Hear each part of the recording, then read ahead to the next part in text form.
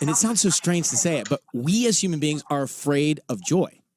So it's so strange, especially coming from someone who studied shame and fear and all these really hard emotions for for 22 years. Joy is actually the most vulnerable of all human emotions because we are so afraid that if we let ourselves lean into it, that we will get sucker punched by hurt and pain and disappointment. Yeah. So in those moments, I always, for parents, when you're staying over your kid and you're like, oh my God, I love you like I didn't know was possible. And then you picture something horrible happening to your child. Or, the first time I got to meet Oprah, I was flying out and I was like, there's no way this plane makes it. Like there's no, That's crazy. Yeah. So what we do in order to protect ourselves is we dress rehearse tragedy. Mm-hmm. When something great happens, we think about, okay, I'm not going to enjoy this because the other shoe's going to drop and I don't want to get blindsided by pain. Mm-hmm.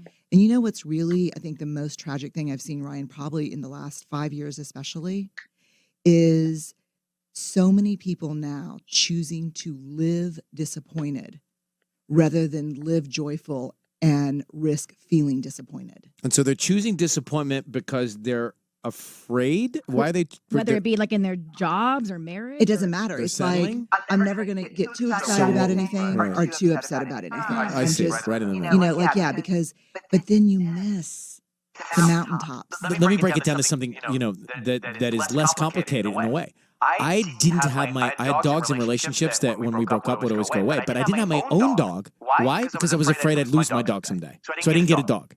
Right? Yes, that makes sense to me, actually, 100%. I don't need one more thing to love and lose. Exactly. So I thought, I'm sure it'd be great for the 12 years, but then there's that day where I have to say goodbye to that. And I don't want that. I don't want to feel that. And that kept me from, I use that as an analogy, but it was true. But I think I've done that in relationships too. It's like, I can't dive in because this will, we'll end up breaking up and that hurts and that sucks and I hate that.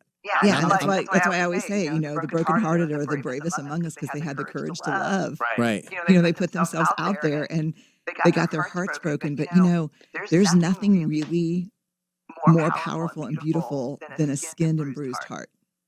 Yeah. Give me an example from your life. Give me a specific thing that feels really vulnerable for you still after all of your experience. What's still vulnerable for you? Not professionally or personally. Weight.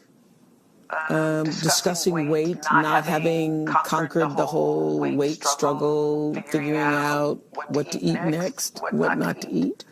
The whole balancing what it means to be a strong, powerful woman in the world, juxtaposed, trying to control what you're eating.